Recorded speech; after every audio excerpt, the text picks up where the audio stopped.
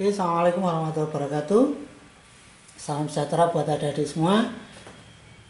Kembali lagi ketemu di Sasu Integral. Kali ini kita mencoba membahas soal-soal pada bab gelombang stasioner di kelas 11.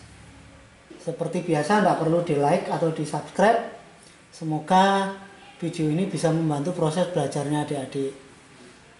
Dan silakan dibagikan ke temannya kalau ada manfaatnya. Oke adik-adik, intinya kita tahu bahwa gelombang stasioner itu ada dua macam ya.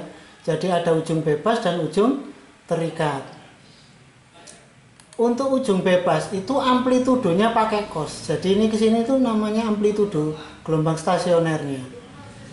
Dulu saya biasanya ngapalkannya pakai kata kunci anak kos-kosan bebas. Berarti kalau ujung bebas amplitudonya pakai cos. Berarti yang terikat lawannya dia pakai sin, makanya 2A sin KX cos omega T. Oke, untuk jarak perutnya, kalau ujung bebas dia kelipatan genap, jadi X sama dengan 2N. 2N ini kan kelipatan genap, masukkan 1, 2, masukkan 2, 4, masukkan 3, 6, berarti kan genap.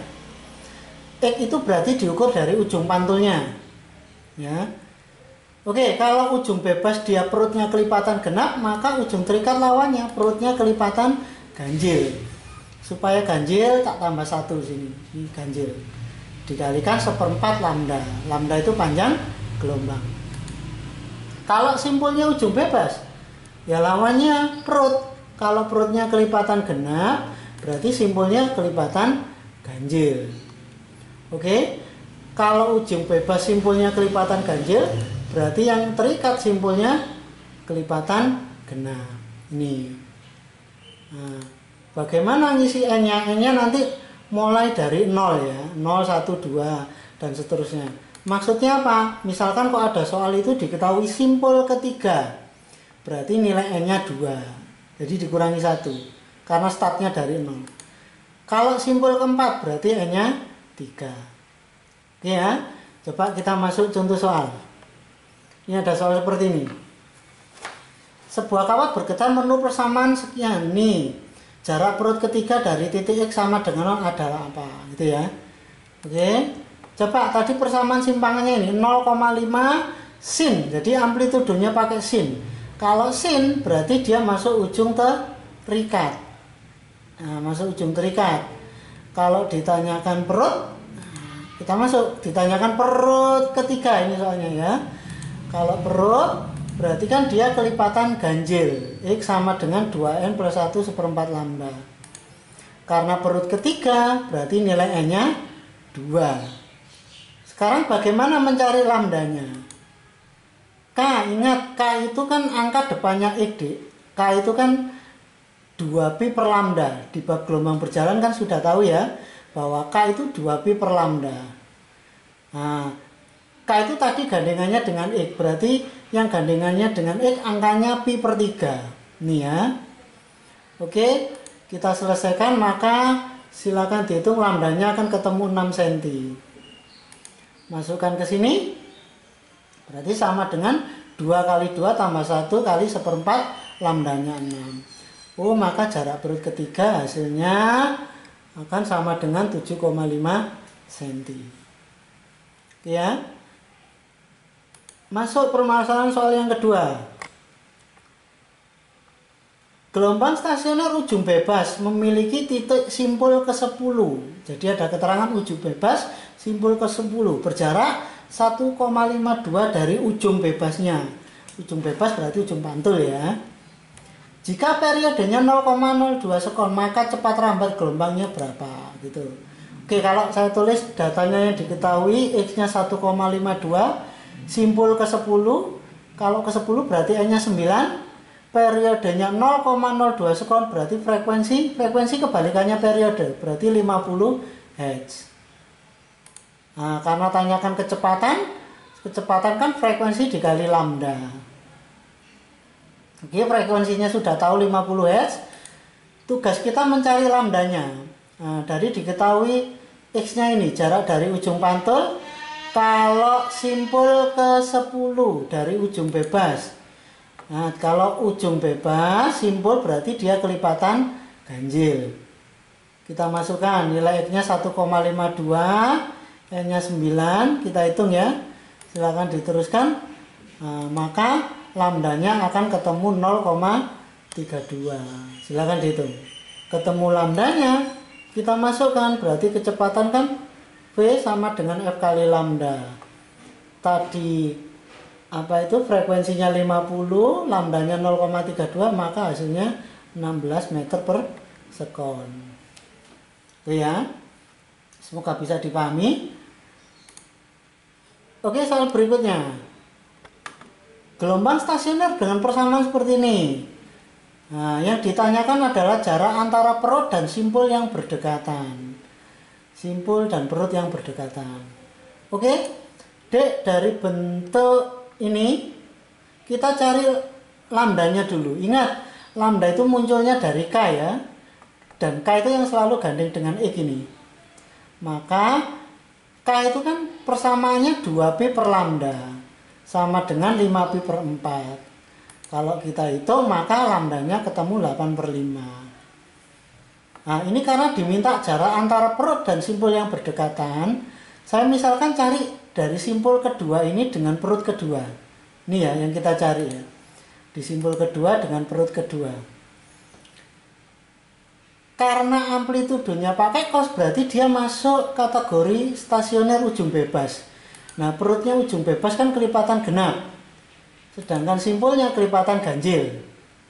Kalau perut kedua berarti N-nya 1 ya. N-nya 1 silakan dimasukkan. Ini lambdanya tadi 8 per 5 ya. Nah, maka untuk jarak perut kedua ketemu 0,8. Simpul kedua kalau kita masukkan, maka simpul kedua ketemu 1,2. Berarti berapa jarak keduanya? Jarak keduanya kan maka akan dikurangi. Oh, berarti 1,2 dikurangi 0,8. Hasilnya 0,4. Ini ya. Oke. Coba kalau misalkan kita pakai metode lain. Tadi kita tahu bahwa nilai lambdanya 8 per 5 ya. Oke. Kita ingat konsep setiap satu gundukan dari gelombang atau setengah gelombang ini, maka jaraknya itu sama dengan setengah lambda. Pakai konsep ini, Dik. X-nya setengah lambda. Nah, soal ini tadi kan diminta jarak simpul kedua ke perut kedua. Berarti cuma segini tok. Oh, kalau seperti ini kan berarti nilai X-nya sama dengan seperlambda. Karena satu gundukan ini kan setengah lambda. Berarti kalau ini sampai sini seperempat saja. Maka E sama dengan seperempat lambda. Lambdanya tadi 8 per 5. Silakan dimasukkan, maka hasilnya 0,4. Sama kan adik-adik ya dengan tadi ya. Oke, soal berikutnya lagi. Contoh soal berikutnya lagi. Pada sebuah tali ujung bebas terjadi gelombang diam. Jarak 4 buah simpul yang berurutan 60 cm. Nah, ini 4 buah simpul. Simpul pertama, kedua, ketiga, keempat. Ini jaraknya adalah 60 cm. Ya. Cepat rambatnya 12 meter per sekon. Yang ditanyakan frekuensinya berapa. Ingat, rumusnya cepat rambat kan frekuensi dikali lambda. Kecepatannya sudah tahu ini 12. Berarti tugasnya mencari lambda. Tadi diketahui jarak 4 simpul berurutan ini adalah 60 cm. Nah, ini berarti kan ada 3 gundukan ya. Setiap satu gundukan nilai X-nya setengah lambda. Berarti totalnya OX-nya sama dengan 3 per 2 lambda. Tadi X-nya 60 cm. 60 cm, maka masukkan lambdanya akan ketemu 40 cm. Silahkan dihitung sendiri. Nah, saya masukkan di sini V-nya 12, lambdanya 40 cm atau 0,4 ya. Berarti frekuensinya nanti 12 bagi 0,4. Hasilnya 30 Hz. Ini ya. Oke adik-adik. Soal berikutnya. Nih, mudah-mudahan bisa dimengerti. Seutas tali panjangnya 6 meter. Nah, panjang tali ini berarti totalnya ini ya 6 meter. Salah satu ujungnya digetarkan dan lainnya tetap. Berarti itu ujung terikat. Sehingga terjadi gelombang stasioner. ternyata perut kelima berjarak 3,75 dari titik asal getaran. Titik asal getaran berarti di sini, Dik. Dari sini. Lambangnya S ini. Kalau dari ujung pantul dilambangkan X ini. Nah, biasanya kan kita ngitung X-nya ini kan, berarti diukur dari ujung pantul ya. Nah, oke. Sekarang kalau kita masukkan hubungan ini, variabel ini, berarti L sama dengan S tambah X. Tadi L-nya tahu, panjang talinya 6. Terus kalau diukur dari sumber getaran 3,75, berarti X-nya bisa kita hitung ketemunya 2,25. Jadi ini diukur dari ujung pantul 2,25. Oke? Tadi keterangannya dia ujung terikat dan diketahui perut. Kalau ujung terikat perut berarti dia kelipatan ganjil. Terus perut kelima, kalau perut kelima berarti N-nya 4. Nah, saya masukkan nilai X-nya 2,25 sama dengan 2 N-nya 4 tambah 1 ini 1/4 lambda. Maka kalau kita hitung lambdanya akan ketemu 1 meter. Oke adik-adik, sampai di sini kita membahas beberapa soal gelombang stasioner. Semoga ada manfaatnya. Saya akhiri. Assalamualaikum warahmatullahi wabarakatuh.